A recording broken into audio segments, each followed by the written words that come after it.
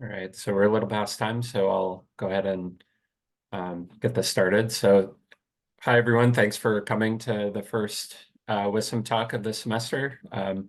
We're excited to have Shiro Kuriwaki from Yale University presenting, starting off the semester with a bang.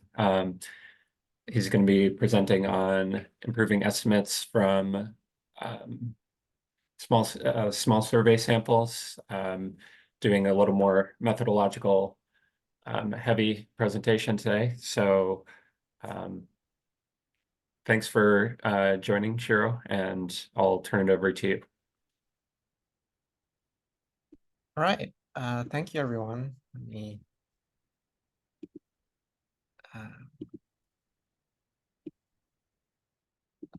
start sharing.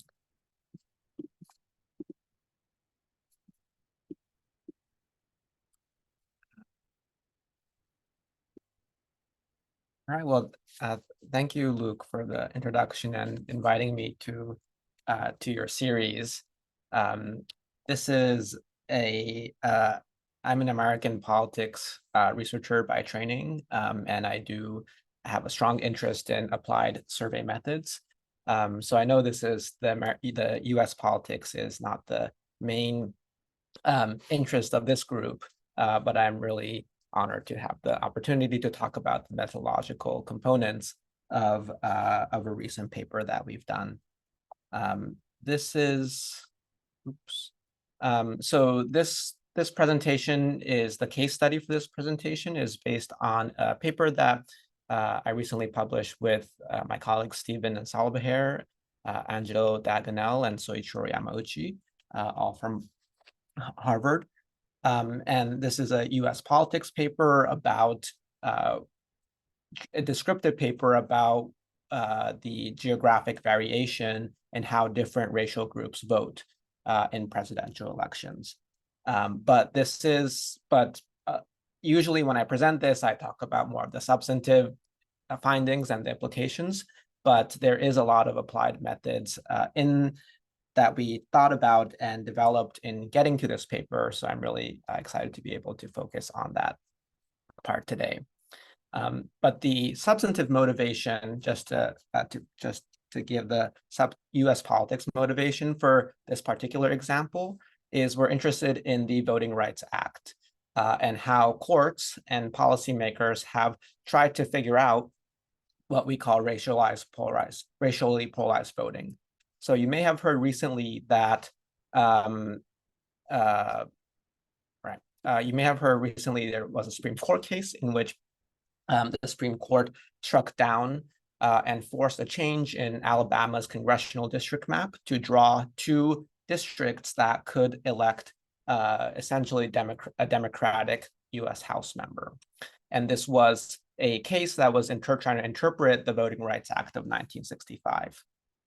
The Voting Rights Act actually does not say that if a state is 40% Black, 4 out of 10 districts should be majority Black. That is explicitly not what it says. How the courts have interpreted it to mean is that if a state has a large Black population, for example, and if that Black population is cohesive in its preferences, and the white population is cohesive in its own preferences, and the two are very different, then the racial minority group are entitled to elect their candidate of choice. That might not be a Black representative. It's just that the district should be drawn in such a way that the racial minorities are large enough to be able to elect whoever they prefer in a winner-take-all setting. The court has also interpreted Voting Rights Act to say that how you define cohesive and polarized should be very local to the district.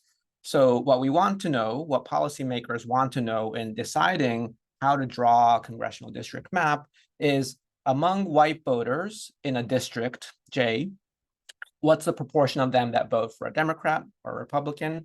And then what's the proportion of them who vote for what's the proportion of Black voters who vote for a Democrat or a Republican? So for example, in this map that the that is the latest map, you can see that the District 2 here is only 48%, 48.7% Black. But if you think that the white voters in this district are sufficiently voting Democratic, and Black voters are overwhelmingly Democratic, even if not perfectly Democratic, then the Black voters and the white voters can come together and elect our majority Democratic in total. So in order to figure out whether a district is compliant with the BRA, it's really important to know what is the partisanship of particular racial groups in a particular district or a small area geography. That's the application that we're coming from, but there's this particular problem of trying to get estimates at very local levels comes up a lot in the social sciences. You might want, like a labor economist, for example, might want to know what's the unemployment rate by racial group or by education in particular neighborhoods. I had an undergrad student recently who wrote a paper using MRP that he was looking at a Brazilian pre-election poll, and he was comparing vote choice by district by religion. So in this example, in my example, we're doing race and district, but you can think about all kinds of examples where this is a fundamental quantity of interest. The main problem that we face when trying to answer this question in surveys is that survey samples become too small. So the survey that I'll be using throughout this talk is the Cooperative Election Study, which is one of the largest US politics surveys that's publicly available. And this is a large survey. It has about 60,000 observations per year around election season. But once you start slicing the data, it becomes quite small. So only half of these samples are validated voters. We know quite with certainty that they actually voted in the election, and that's what we care about in this application. And we're interested in local estimates below the state level. And for each of the 435 congressional districts, there's a limited survey sample. So this graph is a histogram of where on the x-axis, I'm just showing the raw sample size for each of the groups that we care about. On the leftmost histogram, we see that the median district is 64 respondents. The median in the median district, that's about 51 white survey respondents in the median districts. So that's already quite small.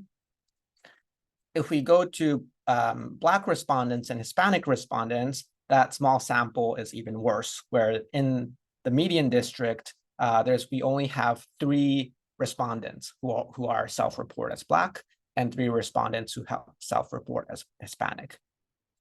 And vast majority of the 435 districts are districts in which the sample size of these racial groups are less than 20.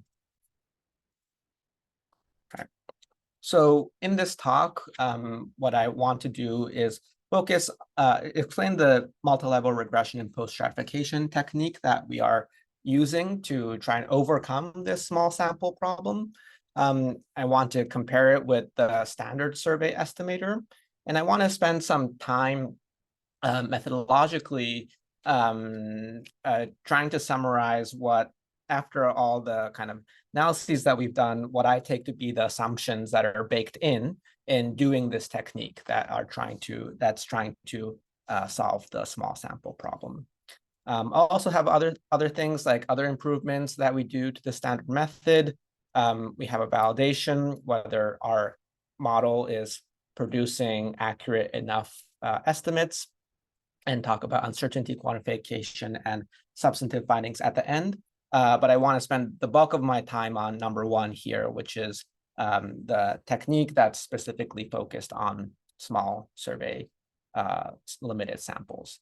And I know that maybe the norm is to ask questions at the end, but if there's anything that's unclear as I'm talking, definitely please feel free to interrupt.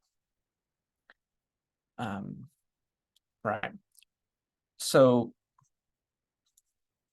this is just to set up the MRP and small area estimation that some of you may already be familiar with. Before multi-level regression, what we want to know is the simple sample average. So where y in our case, y is the outcome of interest and y is a binary variable. It's 1 if the survey respondent is going to vote Republican, and 0 if they're going to vote a Democrat. And we're only limiting to two-party cases. And then the population quantity that we want to know is what's the sample average of y among people of a certain race, which will index by G, who live in a certain district, which will index by J. And big N is going to denote the population size, little n is going to denote the sample size. Now we know that in this direct estimator, which is we're only using data from that race and from that district, the margin of error is around 1 over square root little n. So the more sample size you get, the precision improves at a rate of square root n. The other side of the problem here, of course, is that the CDS is an online survey, and there might be non-response bias that's plaguing the survey estimates. So how I think most of us deal with this unrepresentativeness is to correct it with post-stratification weights after the fact. So in this setup, we're going to partition the population into demographic cells.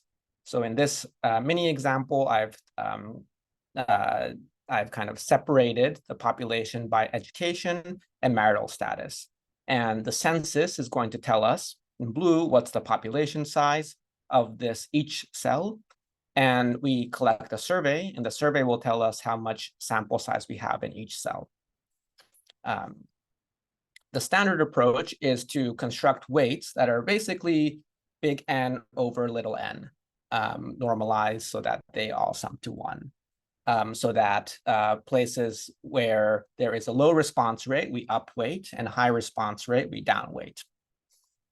Now a downside, even in terms of variance of this approach, is that the more extreme corrections you need to make to correct non-response bias, that's going to hurt your variance. So even though using this post-stratification weight will, in theory, make your estimate unbiased, the particular sample that you have is heavily uncertain because in addition to the 1 over square root n margin of error, you need to add a design effect to the margin of error. And the design effect is 1 plus the variance of weights. So if weights are all the same, there's no correction, and the design effect is 1. But if some weights are 0.01 and some weights are 20 and 30, that's going to increase the variance or increase uncertainty of your estimates. So in standard post-stratification weighting, we have a sample average that's computed of the outcome that's computed from the survey. That's the proportion y in the survey. And then we do a weighted average where the weights are constructed with big N over little n. The main idea of MRP is to say, well, this standard approach is way too high variance. So let's replace this yellow column here, where we originally had the proportion of sample average of y, with a estimate that's imputed from a regression. And the regression is fit with all the survey data. And so we're going to borrow information across cells. It's no longer a direct estimator, but what we're going to get out of that is that the estimate that we're putting in is much lower variance. So the main part of the MR of MRP is we're going to run a very rich regression that's trying to predict the probability of y equals 1. That's the outcome. So this is the particular specification that we ended up with in this paper. Y equals 1 is whether or not you vote for Trump for respondent I. And we have a bunch of coefficients and a bunch of covariates. The betas, beta 1, beta 2, beta 3, etc., are coefficients that are specific to a particular racial group. So if respondent I is Hispanic, we're going to factor that in to the regression with the coefficient beta. And we've modeled beta in such a way that it's also reflects the proportion Hispanic in the district as a whole. So it might be, the intuition here is that it might be that heavily Hispanic districts have a difference in proportion Trump vote than districts that are not heavily Hispanic at all, and similar for whites. So we're not only including a dummy variable for Hispanic, but we're also letting that vary by the context of the district. The standard variables are, we also include a bunch of demographic covariates. So that's race, education, sex, and age, and so forth. So we're trying to predict just Trump vote with those demographics. And the key part for MRP is this alpha term. So alpha is an intercept that's specific to J, and J is indexed by district. So this is, in US politics, people might call it a normal vote of the district. What is the normal partisan lean of District J? And the multi-level part of MRP is that this estimate is computed as a random effect, where alpha J, the random effect for District J, is a combination of alpha state. It's being drawn from a distribution which is centered around the normal vote for that state in which District J is in. And then the state random effect is also drawn from a distribution that's centered around the division, like the New England or Southeast. And alpha division is drawn from a national distribution. So the nested geography part is that we're encoding in this very complex notation that the normal vote of a district is drawn from its state, and the state is drawn from a district.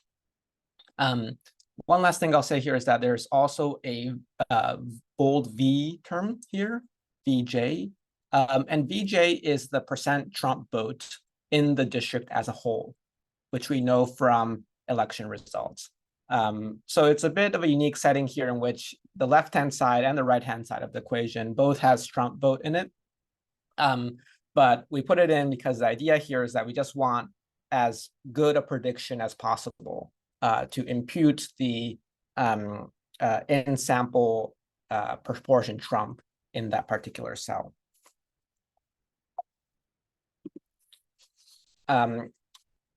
The other part of the random effects part is that it does partial pooling, which is linked to what in the statistics discipline might call shrinkage.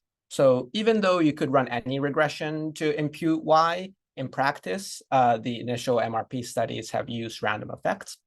And random effects in a very simple example goes like this. So if you run a regression just with Y, regressed on random effect for district, so you regress Trump vote 1 or 0 on a categorical variable that's coding for the district, what is the estimate of alpha J? The estimate turns out to be a weighted average of two things. Y bar J is the direct estimate. That's the estimate from the particular district J. And Y bar is the global estimate, where we take everyone in the US and take their average. And the weight, the omega kind of weights that we're putting on this, it takes the following form. You can see that omega direct is NJ over sigma squared epsilon. So NJ is the sample size of district J. So you can see that as for districts in which the sample size is large enough, we're going to upweight the direct estimate. And we're also going to upweight the global estimate when the standard deviation, where estimated standard deviation of the districts is very large. So if we think that districts are sigma square CD, is basically saying that if we think that districts are very different from each other, as embedded in the prior, we're going to give a larger weight to the global estimate. So you can think of the random effects as representing the idea that we have a direct estimate that's high variance, and we're going to complement that global estimate that is probably wrong, but is much smaller variance. Okay. Random effects and MRP is popularized by Andrew Gelman and among other scholars, and you can kind of see why, because this kind of model lends itself very well to Bayesian as a Bayesian framework, where the posterior is a combination of the prior and the data. Roughly, the data is the direct estimate that you have, and you're kind of appending the prior, which is the global estimate of the US, and you're kind of combining the two. So I take this to be the kind of essence of what MRP is doing, and even though I think that it's a net positive, we can see that it's improving variance at the cost of bias. That is, the global estimate might not be what we really want to pool to. Okay. So some people have said, for example, Nate Silver has said that he thinks MRP is kind of overrated because MRP is essentially asking what the polls would look like, what the polls would look like in a particular state or district without having any polls of that state or district. Basically, critics would say MRP is just making up data where you don't have any information. And it is true that even in a cell where there's 0 respondents, like 0 Black respondents, MRP will give you an estimate because it's a regression prediction. Jeff Lewis has also said something that's a bit more precise, but also very true, which is that MRP is most confident when you need it least. That is, it upweights the direct estimate when you have a large little nj, but if you have a large little nj, then you didn't really need MRP in the first place, because you have enough sample size. So these are kind of the costs of MRP, that you're trading some variance with bias. One thing I would say here, though, is that what we're doing in practice is different from that toy example with that simple example. We're not really changing around voters from voters in Connecticut with voters in Tennessee. We're not kind of saying that those are exchangeable. We're kind of, by adding more covariates, we're pre-matching respondents. So white voters with a college education who are male and young in a particular state. And we're trying to find people with a similar demographic profile in places outside the district or outside the state and pooling them together. So more covariates should reduce the bias that's MRP, that's inherent in MRP. So I'll take a quick detour to just two slides to try to lay out this idea. This is a separate working paper that my co-author Soichiro Yamauchi and I have is currently a working paper that's trying to formalize this assumption about what this partial pooling is doing and what you need for an unbiased estimate. So in this setup, we have, we're just using S to indicate if the person is sampled or selected.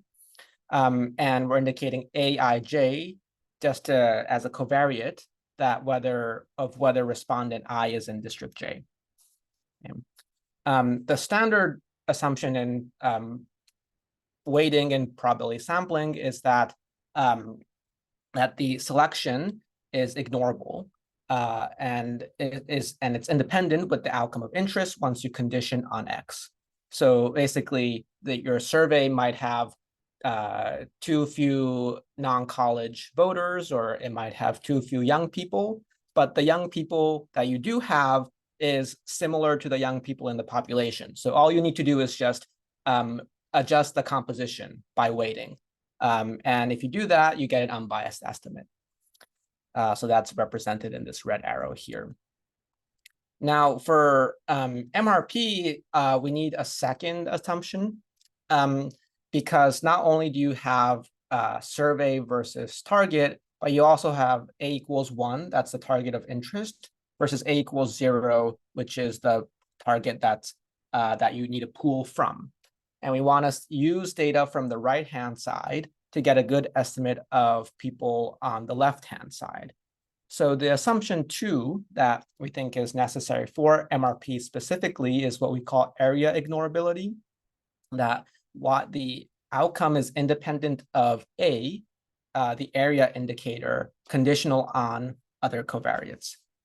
The intuition here is that, within these variables X, basically the area boundary is ignorable, that you can take someone from that the potential outcome of someone in New Haven is the same as the potential outcome of someone in New York City.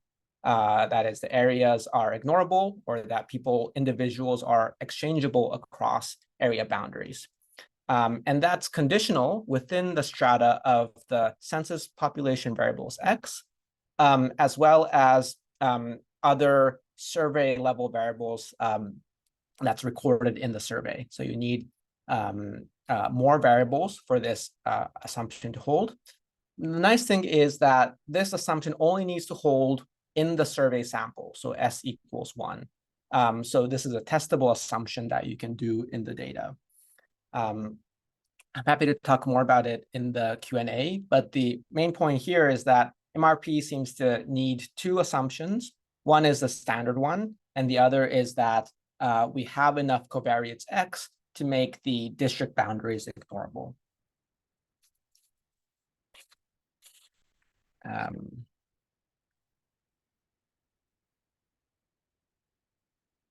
That's the main thing that I wanted to focus on in this talk. I'll go through a couple, quickly through the other improvements that we do to MRP, and then show some results. So the first is that we do some calibration. This is specific to the election setting, in which we don't know the conditional probability of Trump vote among white voters, but we do know this right-hand side, which is how much % of the vote did Trump win in that entire district. So if we have basically estimates of vote choice by race, and we know how large each racial group is in the district, then these numbers, our estimates should basically add up to the election result. And Gitza and Gelman have proposed a simple shift where you basically find a number where you shift every estimate by a constant on the logit scale, so that it adds up to the election result. And this seems like if you have this election result, it's probably better to do it than not.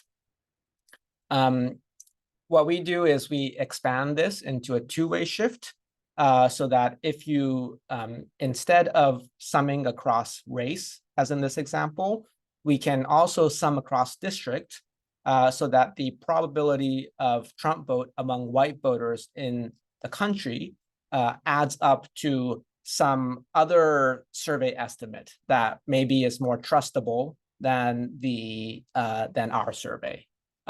So we have an external estimate that we think is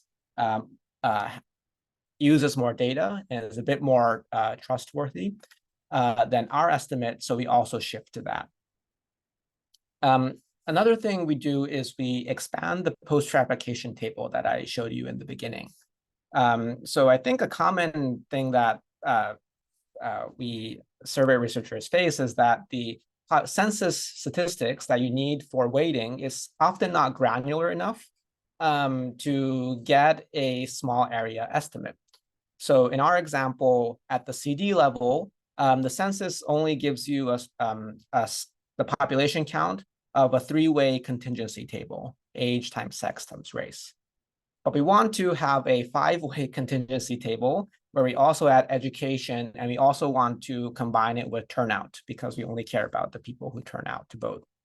That is, we want to know the size of the turnout population for a particular age, sex, race, education, and district.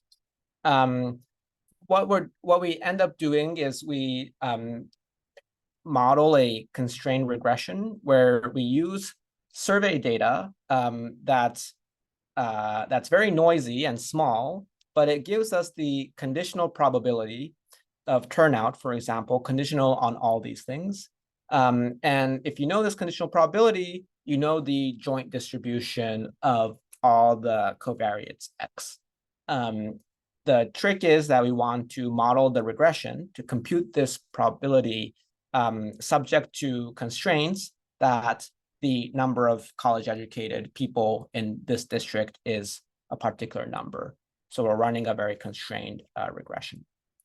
I'm happy to expand on that, or if people are interested in that. Okay, so some results. Finally, how am I doing on time? I guess I'm a bit. You can keep going. Bit late, yeah. Okay. So in this yellow column is showing just the national number of what we think is the Trump vote among whites, blacks, and Hispanics. So we think that among white voters, 57% of them in 2020 voted for Trump.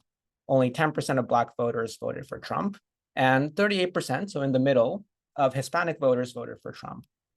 This is pretty similar to what the national exit poll said in 2020, although you can see 5-point difference among Hispanics.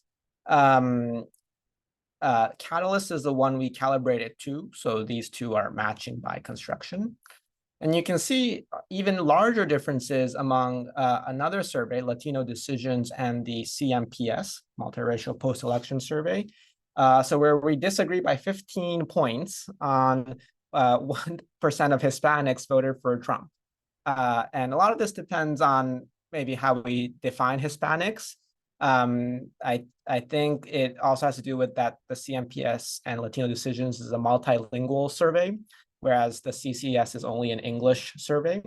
But like all of these are respected large sample surveys, and estimates do vary in some important ways. To validate this, to see whether estimate is producing roughly accurate results, we use a separate data set that's party registration. So because of the secret ballot, you don't know whether a person actually voted for Trump. But in the US, party registration is public for many states. In particular, Florida has a voter file in which you know how every single registered voter self-reported their race and which party, Republican, Democrat, Green Party, non-party affiliate, they registered for. So to the extent that party registration is very correlated with who you vote for, this is a pretty good proxy of what we're interested in this paper. So what we did is we ran our method where we just switched the outcome variable to being registered Republican, which we recorded in the survey. So this is the result. The x-axis is the true proportion Republican. Sorry, all these are proportion Republican. So, and the y-axis is the MRP estimate across 27 congressional districts in Florida. You can see that in Florida, our estimate of the white Republican vote among whites is pretty correlated. The root mean square is about 2.8 percentage points. The Hispanic voters are much noisier. Our mean square error, RMSE, is twice as large. But you can see these confidence credible intervals that are 80% credible intervals. And about like 80% of this across these data points do cover the true number. So our estimates have error in them, but we have some uncertainty quantification. this is especially interesting when we compare it with the dominant method of computing vote choice by race, which is to get precinct data and run an ecological inference model. So let me just click through. So the bottom row is what you get from precinct data. This entirely different data. You get the whole population from the voter file, but it's just grouped into precincts. We don't have micro data. And you can see that if you compare the RMSE, we're about the same mean square error on white voters. But for Hispanic voters, the average root mean square error across 27 districts for EI is like twice as large for EI and comparable for Black voters. We also see that the confidence intervals for EI is quite small. You can't really see them here. And so the coverage of this estimator is less good than MRP. MRP is wrong, but we have some uncertainty intervals. Another interesting pattern here is that just given the direction of this underestimate, overestimate, EI, the dominant method, tends to overestimate the gap between white voters and Hispanic voters, if you look across the 45-degree line, whereas MRP tends to underestimate slightly the gap between racially polarized voting. So that's kind of a big difference. Lastly, or at least the last methodological component is about the uncertainty that I alluded to in the beginning. So a lot of the initial papers that were written about 10 years ago in US politics with MRP did not have credible intervals around the estimates. They just gave a point estimate. And I think that was a lot of it was due to the software, where they did not have a fully Bayesian model. Whereas now we have, using STAN, models that are fully Bayesian and that they are constantly improving so that they can run in a reasonable amount of time. So one thing I did here was try to quantify and once we have a full posterior distribution that comes out of the Bayesian model, then we can take that posterior distribution as our measure of uncertainty. And to the extent that Bayes and frequentist converge in coverage, the standard distribution of the posterior distribution is basically the confidence interval of what you would get in a frequentist setting. So this example is from Alabama. So in our data, there's 334 white respondents and 94 Black respondents and 12 Hispanic respondents in Alabama. The margin of error accordingly is 5 points for white voters, 10 points for Black voters, and 28 points for Hispanic voters. So that's like prohibitively large. What does MRP give? So MRP, what I did was I computed the margin of error that's from the distribution of what the model gives me. And then I computed an effective sample size. That is, what is the sample size you would need that would give you this margin of error under a simple random sample. So the margin of error for white voters shrank to 4 points. And the margin of error for Black voters shrank to 3.5 points. This is like a threefold improvement in precision. This is a twofold improvement in precision among Hispanic voters. So this is basically because we're partially pooling and we're taking data from other states that gives us more precision and we get a larger effective sample size. If you are fine, what we end up doing is an election calibration where we calibrate our estimates to the actual election. So if you have a heavily white state and you know that the numbers have to add up to X%, that kind of reduces the uncertainty even more. So that's another column here. So one thing I would say is that MRP is reducing variance. But it's not like crazily it's not like shrinking the estimates to zero uncertainty. Like there is still, basically we're turning a poll of 94 Black respondents as if it were a poll of 800 Black respondents by using survey data of 30,000 respondents in total across the country. Okay, I had some substantive findings, but I think I will skip them given the time. There's a lot of interesting things about American US politics, sorry, in this, and I'm happy to talk about them. I should lastly, I'll say that in trying to estimate these models, we wrote up our package that makes everything easier at the CCES. So I have these two packages on my website where you can just run one line of code to download the survey data. You can standardize it so that it matches the census coding. I'm also relying on this excellent package called Tidy Census by Kyle Walker, which basically allows you to extract summary statistics from the US Census. So in a few lines of code, you can get the census data, the survey data, you can run the regression, you can do the reshaping of the MCMC estimates, and you can get a MRP estimate pretty quickly, as long as that is using the CCES, which I think is a common use case in my subfield. All right. So I did put the slides on, I linked to the slides on my website, but just to wrap up. So the takeaways I have is that MRP reduces the variance at the cost of some bias, and we're making a judgment that it's better to have less variance in terms of total survey error than at the cost of some bias.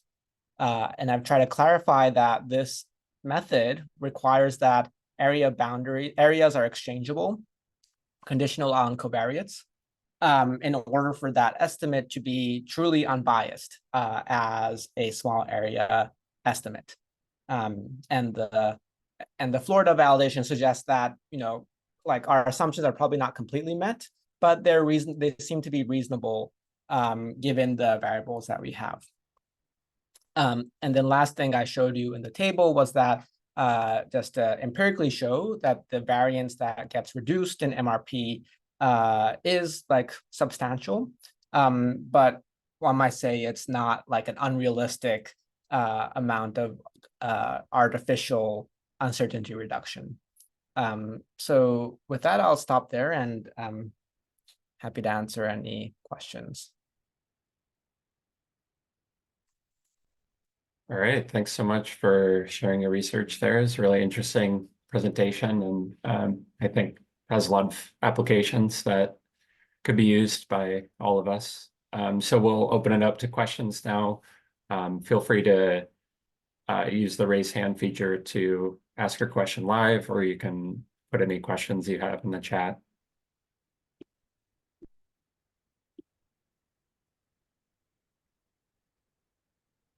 So I was curious, so what, on the second assumption, what standard, I guess, would you use to judge whether the area is ignorable? Yeah.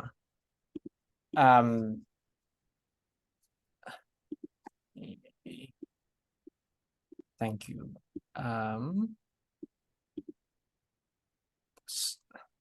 So, let's see.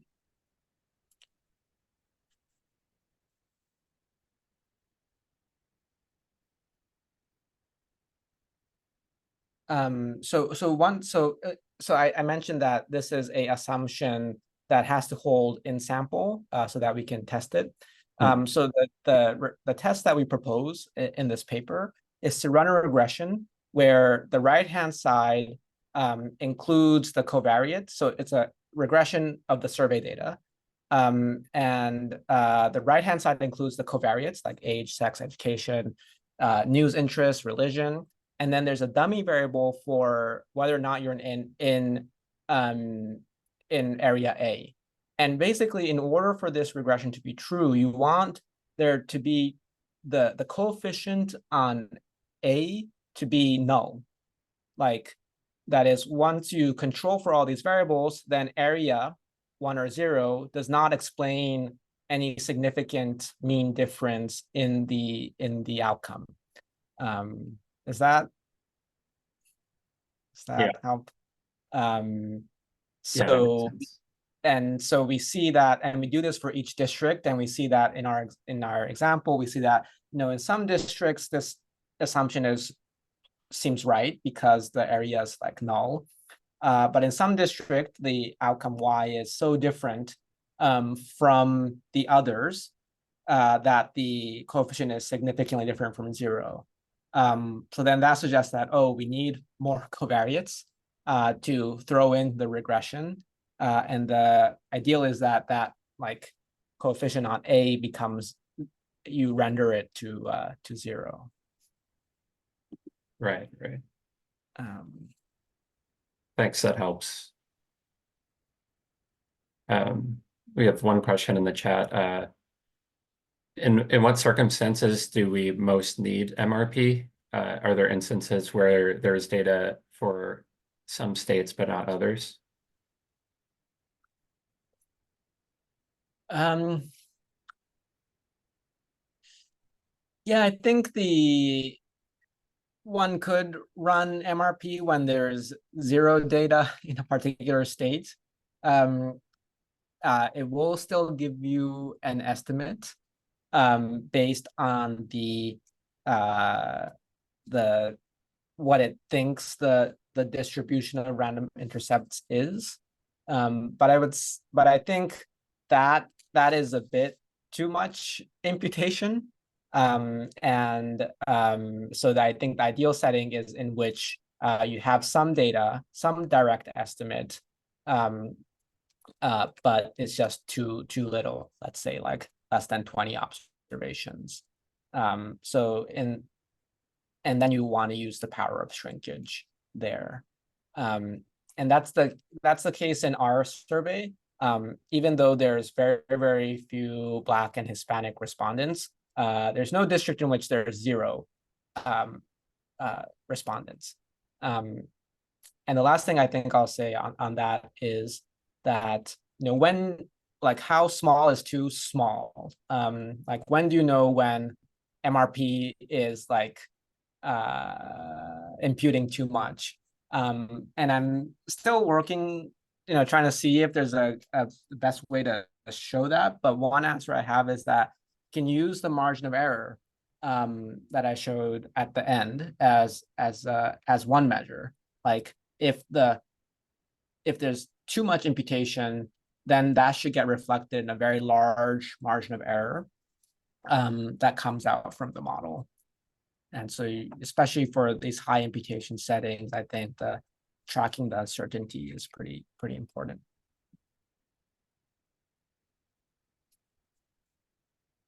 Question, Andrew Tim, go ahead. Hey, great talk. So given the multi-level model you fit is fairly complex, I'd be curious to hear you talk a little bit about how you went about iterating through different models, and then if you have any ideas for extensions you're particularly excited about to sort of improve the accuracy of the model. Yeah. So there was a lot of iterations. Unfortunately, I don't have slides to show how they're different, but in one, so we started simple.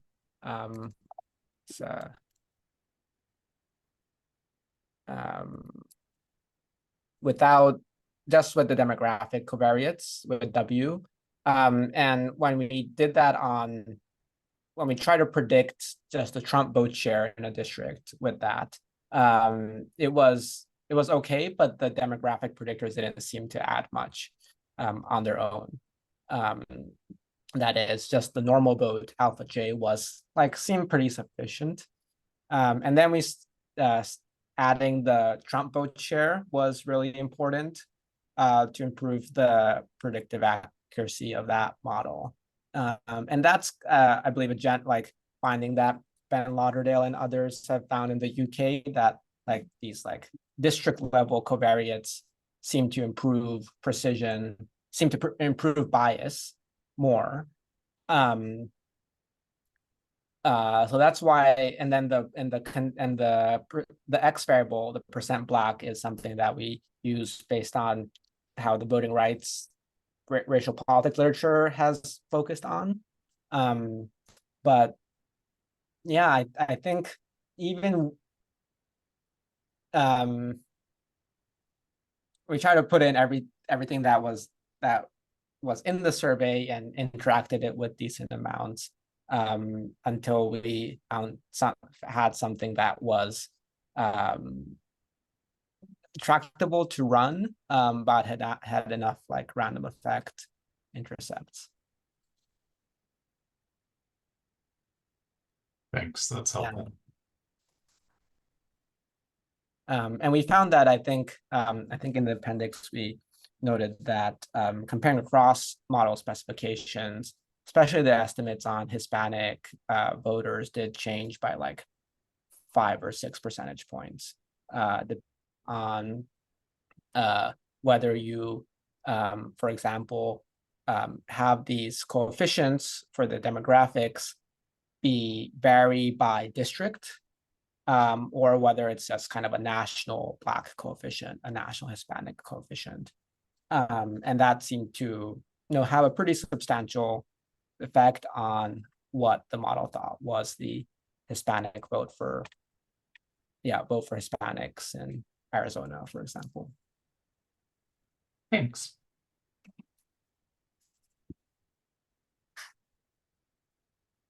On your Florida data, you mentioned there was like a bigger gap between, like, MRP seemed to improve over the direct estimator a lot more compared to Blacks. Was there,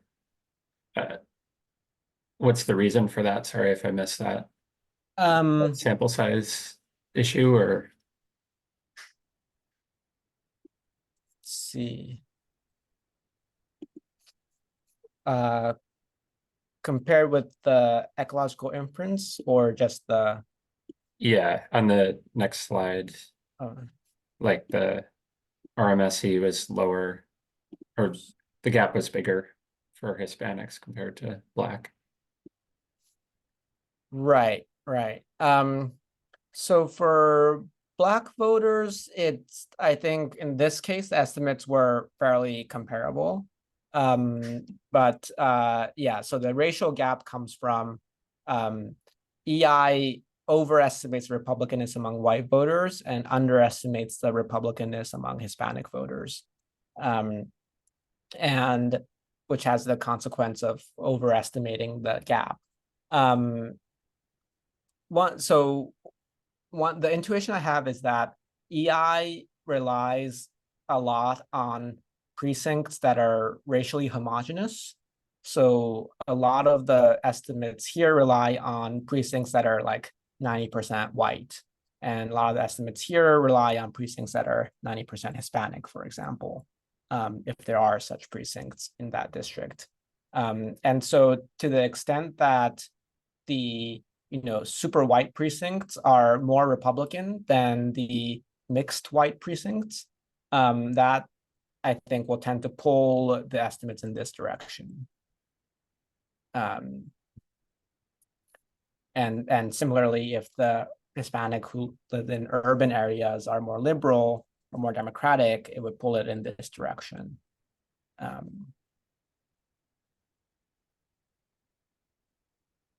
Okay, that helps. Yeah, for MRP, I don't have a super clear explanation for why this would like underestimate the Republican vote among white voters. Might be something to do with the partial pooling across races, that might underestimate the racial polarization gap. But I'll have to think about it a bit more.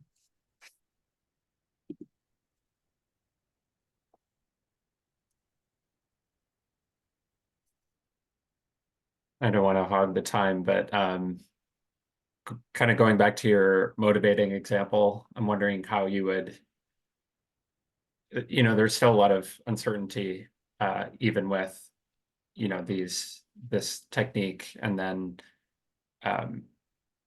you know, thinking about like congressional district map makers, they're kind of forward looking, and this is more like you need this data from, you're kind of looking into the past. So Right. how would you pitch this as like, you should do this based off these results that I'm seeing?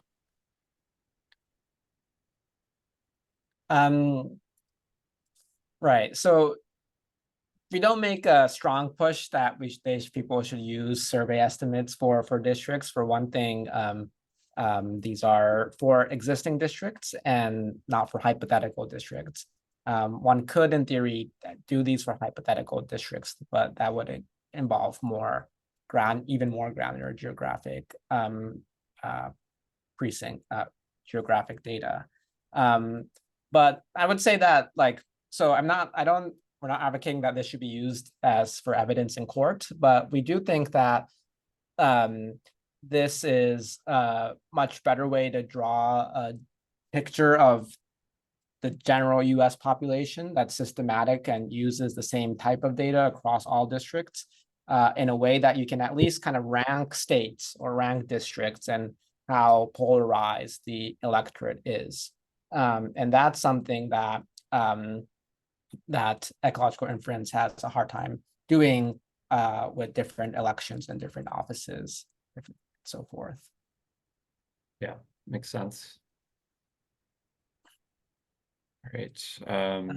Bo Yun Lee says, sorry if you already talked about this, but could you tell us how MRP performs compared to conventional adjustment approaches such as ranking, propensity weighting, or matching? Yes.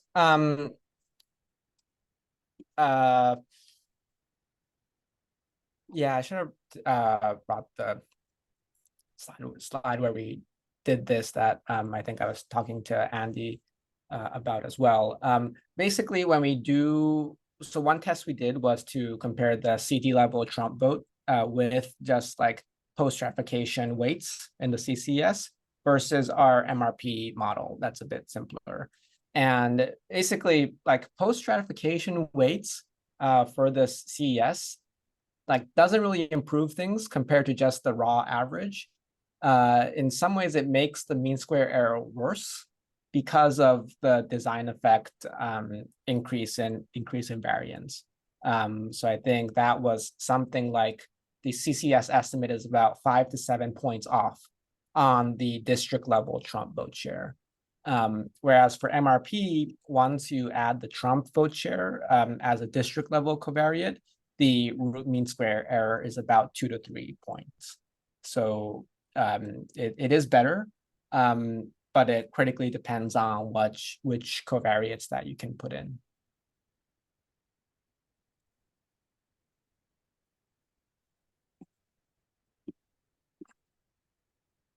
Hey, thanks. So seeing no other questions, I think we'll wrap up there. So please join me in thanking Dr. Kuriwaki for that excellent presentation. And thanks everybody for coming, and we'll see you in about a month here. Thank you. All right. Thanks, Luke. Thanks, everyone. Yep. Take care.